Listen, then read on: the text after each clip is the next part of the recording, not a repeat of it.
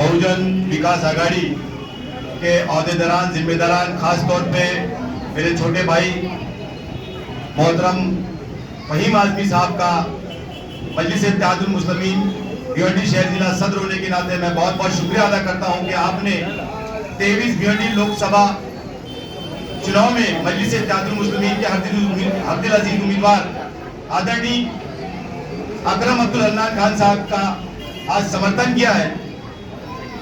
मेरे प्यारे दोस्तों, बुजुर्गों और साथियों, भिवंडी लोकसभा मतदान क्षेत्र में चुनाव 20 तारीख को होने वाले हैं। हम सभी आज आपके बीच में आए हैं, मकसद एक ही है कि जिस तरह सारी पॉलिटिकल पार्टी 20 तारीख से पहले 18 तारीख तक आपके बीच में अपने अपने चुनावी एजेंडे लेकर आते रहेंगे, उसी तरह हम आज आपके बीच में आए हैं। मेरी प्यारी बहनों, मेरे प्यारे दोस्तों, बुजुर्गों और साथियों, हमें देखते हैं कि मुल्क की आजादी को 75 साल मुकम्मल हो चुके हैं। पिछले 75 साल में हमारा शहर भिवंडी, जो पिछले 10 साल से लोकसभा का अलग से दर्जा हासिल किया हुआ है, यहाँ से बड़े बड़े लोग खासदार बने, मंत्री बने, लेकिन बदले में भिवंडी को क्या दिया? आज भी भिवंडी शहर की अक्सरियत आबादी झुग्गी झोपड़ियों में रहती है। टोरेंट की प्रताड़ना से लेकर सड़क, पानी, रोशनी, सफाई, गंदगी के इंतजाम से हम सभी जूझ रहे हैं। हमारे इलाकों में जुए जुगाड़ के अड्डे खोले जाते हैं, हमारे इलाकों में सफाई के इंतजाम नहीं रखे जाते, हमारे इलाकों में जो आरोग्य केंद्र खोला जाना चाहिए इलाज के लिए, वो वहां दवाएं मौसूर नहीं है।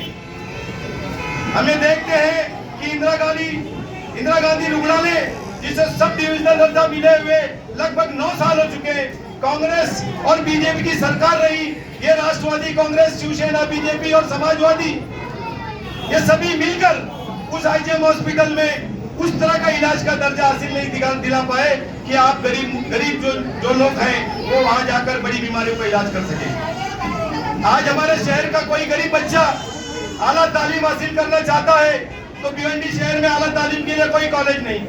भिवंडी शहर में प्राइमरी और सेकेंडरी एजुकेशन के लिए, मतलब जूनियर केजी से लेके 5वीं तक और 5वीं से लेके 10वीं तक जो बच्चों को तालीम हासिल करना है, वो जिस स्कूल में जाते हैं, वो स्कूल में बच्चों के लिए बैठने के लिए बेंच तक नहीं। आप ये देखिए कि इंडिया गठबंधन के आमदार रईस शेख द्वारा एक स्कूल को गोद दिया गया। आज स्कूल में बच्चों को पेशाब करने के लिए जगह नहीं, बच्चे स्कूल से बाहर जाकर सामूहिक शौचालय में पेशाब करते हैं। बच्चों को स्कूल में पीने के लिए पानी नहीं। बहुत सी ऐसी स्कूलें हैं जहां बच्चों को बैठने के लिए बेंच नहीं, और ये हमारे बीच में वोट मांगने आ रहे हैं। ये हमको बीजेपी का दलाल बोलते हैं। मैं ये कहता हूं कि राष्ट्रवादी कांग्रेस पार्टी का जो उम्मीदवार हमारे बीच में लड़ रहा है, इसने भारतीय जनता पार्टी से भी टिकट मांगा था। सामने जो हमारे सामने चुनाव लड़ रहा है, इसने भी भारतीय जनता पार्टी से टिकट मांगा था। आप ये देखिए कि शरद पवार पिछले 10 साल में 2 बार राष्ट्रवादी कांग्रेस पार्टी को बिना शर्त के समर्थन दे चुके हैं, और आज हमारे बीच में सेकुलरिज्म की बुनियाद पर वोट मांगने आ रहे हैं। क्या गारंटी है कि बाला मामा या सामने चुन कर आने के बाद आपका वोट सेकुलरिज्म की बुनियाद पर बीजेपी का डर दिखाकर हासिल करने के बाद कल भारतीय जनता पार्टी के पास नहीं जाएंगे? अरे मजलिस-ए-इत्तेहादुल मुस्लिमीन पर सिर्फ एक इल्जाम है। आप ये देखिए कि कल मेरा मतलब मजलिस-ए-इत्तेहादुल मुस्लिमीन का सदर, मैं एक समाज सेवक हूँ और साथ ही मजलिस-ए-इत्तेहादुल मुस्लिमीन का सदर हूँ। हमें जो रूलिंग सरकार होती है, चाहे मुख्यमंत्री हो, चाहे उप मुख्यमंत्री हो, चाहे कोई भी मंत्री हो, उनसे मिलने के लिए उनके पास जाना पड़ता है। हम उनकी पॉलिटिकल पार्टी के ऑफिस में तो जा नहीं सकते। मैं मंत्री के बंगले पर गया, मिलकर वहां से निकला, उसकी एक वीडियो 3 महीना पहले की बनाई हुई वायरल की गई और ये बताया गया कि ये बीजेपी की दलाल है, ये मिल्लत के दलाल है। मेरा उनसे एक सवाल है कि राष्ट्रवादी कांग्रेस पार्टी के जो भिवंडी शहर के नेता हैं, क्या वो भारतीय जनता पार्टी के जो आमदार हैं, उनके साथ मिलकर महानगर पालिका में कचरे का टेंडर लिए हुए नहीं है? क्या वो बिल निकालने के लिए हाईवे दीवा के बंगले में नहीं जाते हैं? अरे हमारा कोई भी एक ऐसा वीडियो एविडेंस ला कर दे कि हम भारतीय जनता पार्टी से बात कर रहे हैं, संवाद कर रहे हैं, तोड़ी पानी कर रहे हैं। मैं आपके सामने, मीडिया के सामने कहना चाहता हूं, मैं सियासत से रिजाइन दे दूंगा। इस तरह से जनता का डिसिप्लिन करना, एक मुसलमान को तो आप चुनाव लड़ाते नहीं। 48 लोकसभा मतदार क्षेत्र में मजलिस इत्तेहादुल मुस्लिमीन के राष्ट्रीय अध्यक्ष ने कहा था कि एक मुसलमान को टिकट दो, हम चुनाव नहीं लड़ेंगे। अरे राष्ट्रवादी कांग्रेस, शिवसेना, समाजवादी मिलकर एक मुसलमान को टिकट नहीं दे सकते। एक उम्मीदवार IPS अब्दुल रहमान टिकट मांग रहा था, उसको टिकट नहीं दिए। एक मुसलमान जो कि आपकी पार्टी का मंत्री रह चुका है आरिफ हसीन खान, आपने उसको टिकट नहीं दी।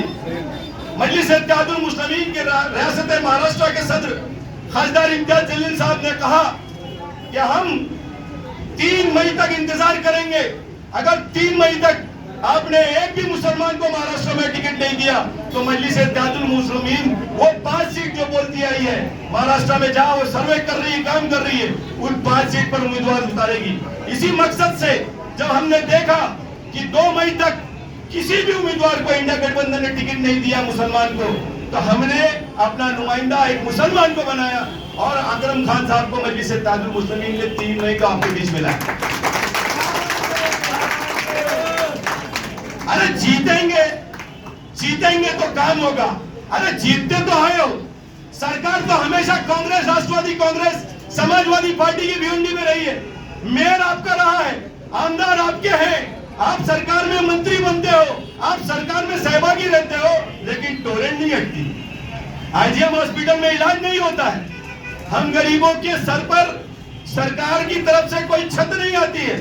हम गरीबों के लिए कोई रोजगार नहीं आता है। तो RSS का एजेंट कौन है?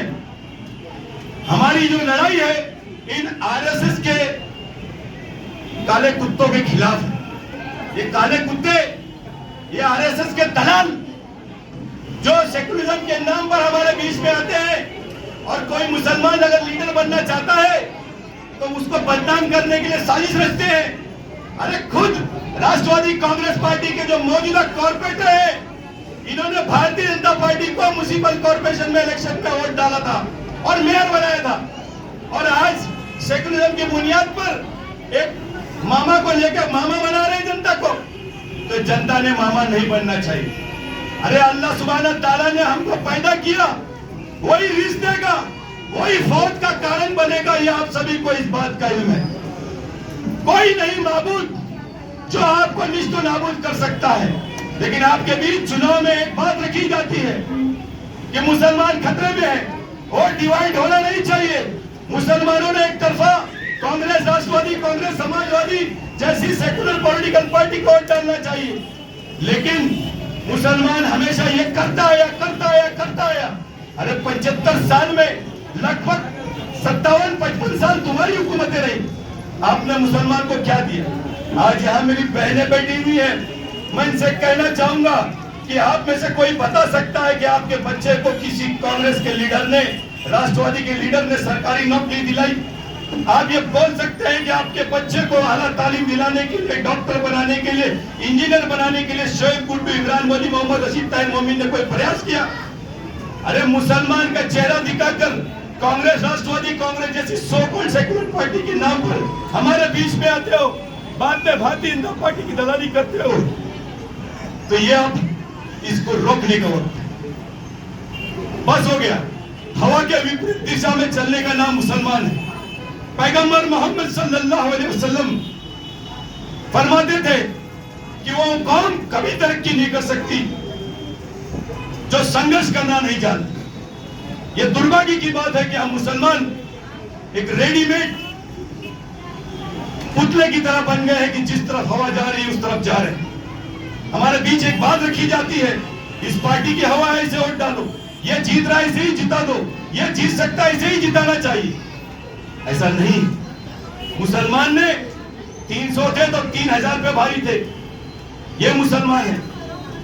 लड़ना, जुस्तुजू करना, जद्दोजहद करना ये हमारे नसीब में है और हमें इसे करके कामयाबी हासिल करना चाहिए। कुल मजलिस इत्तेहादुल मुस्लिमीन का खासदार अगर भिवंडी शहर में बनता है तो मेरा यह वादा है कि टोरेंट पावर लिमिटेड कंपनी का सबसे पहले भिवंडी शहर से खात्मा होगा।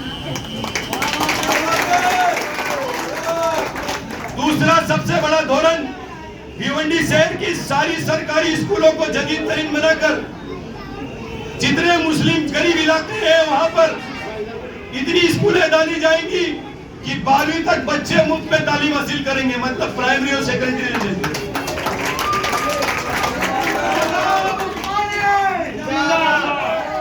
बड़े कपिल पाटिल केंद्रीय मंत्री थे, क्या किया आरएसएस की चड्डी पहनकर? सिर्फ राम मंदिर को बनवाने के लिए मेहनत किया। अरे आप मंत्री थे, भिवंडी में उच्च शिक्षा के लिए एक यूनिवर्सिटी का कायम कर सकते थे। महाराष्ट्र में तकरीबन सभी बड़े लीडर ने अपने अपने जिले में उच्च शिक्षा के लिए यूनिवर्सिटी डाली है, विश्वविद्यालय डाला है। कपिल पाटिल ने क्यों नहीं किया? रशीद ताहिर 2 बार आमदार थे, क्यों कोशिश नहीं किए? शोएब गुड्डू सरकार में रहे, कभी कोई कोशिश नहीं किए। आमदार रईस शेख अबू आसिम आदमी 30 साल से भिवंडी शहर की जनता का खून पी रहे हैं, हमारा खून बेच बेच के वो अपना बंगला बना रहे हैं, लेकिन भिवंडी शहर को एक भी विश्वविद्यालय देने के लिए क्यों कोशिश नहीं किया? यह हमारा वादा है कि हमारा खासदार बनेगा। सरकार हमारी रहने वाली नहीं है, लेकिन जिस तरह इम्तियाज जलील ने औरंगाबाद में जनता को इंसाफ दिलाने के लिए रोड पे आया, हमारा खासदार आपके लिए रोड पर बैठेगा, टोरेंट को भगाएगा, आईजीएम को जिला रुकनाने का दर्जा देगा, साथ ही भिवंडी शहर में एक विश्वविद्यालय बना के रहेगा इंशाअल्लाह। मेरे प्यारे दोस्तों, बुजुर्गों और साथियों, खास तौर पे मेरी बहनों, आपके बीच में पैसे की बुनियाद पर अलग अलग बात, अलग अलग उन्वान पर लोग आएंगे। आपको ये बताया जाएगा कि देश में एक दाढ़ी टोपी वाला बीजेपी का दलाल घूम रहा है जो मुसलमानों का वोट बांट रहा है। मैं आपको बताता हूं, मुल्क में टोटल 543 सीट है, जिसमें से सिर्फ 11 सीट मजलिस-ए-इत्तेहादुल मुस्लिमीन लड़ रही है, और रियासत महाराष्ट्र जहां हम लड़ रहे हैं 48 सीट में हम केवल 5 सीट लड़ रहे हैं, और इसी मकसद से लड़ रहे हैं कि मुसलमान को क़यादत मिलनी चाहिए। मुसलमान का नेता मुसलमान जब तक नहीं होता, हमारे साथ नाइंसाफी होती रहेगी। तो मेरे दोस्तों, प्यारे बुजुर्गों और साथियों, आपको 20 तारीख को मजलिस-ए-इत्तेहादुल मुस्लिमीन के बेबाक नौजवान, हमारे होनहार साथी जो आरोग्य सेवा में पिछले 10 साल से जबरदस्त काम कर रहे हैं, कोविड के दौर में जब प्राइवेट हॉस्पिटल में महंगा इलाज हो रहा था, ऐसे वक्त में मेरा खुद का अनुभव है, ऐसे कई नगर सेवक का कहना है, अकरम खान ने पैसे के पीछे भागे नहीं, सस्ते में लोगों का इलाज किया। ऐसे अकरम खान आज हमारे बीच में उम्मीदवार बनकर आए हैं, काबिल है, पढ़े लिखे हैं, तो हमें इनका साथ देना चाहिए। यकीनन हमारे जो मसाइल हैं वो बहुत ज्यादा है, 5 साल कम है, लेकिन आप एक मौका दीजिए। ये 3 जो उन्वान आपके सामने रखा हूँ, टोरेंट की प्रताड़ना खत्म करना, इंदिरा गांधी हॉस्पिटल को सिविल दर्जा दिलाना और भिवंडी में एक विश्वविद्यालय बनाना, ये हमारा नज़्बुल ऐन होगा इंशाअल्लाह। आपने मुझे सुना, अपना कीमती वक्त दिया, बहुत देर से मेरी बहनें यहाँ बैठी हुई हमारा इंतजार कर रही हैं, हम लेट आए उसके लिए माफी मांगता हूँ। और बहुजन विकास आघाड़ी के सभी कार्यकर्ता, ओहदेदार, सभी का बहुत बहुत शुक्रिया अदा करूंगा कि आपने इतनी मेहनत जुस्तजू करके ये डाइस सजाया और आज हमें समर्थन दिया। जज़ाकल्लाहु खैर। अल्लाह हाफिज़।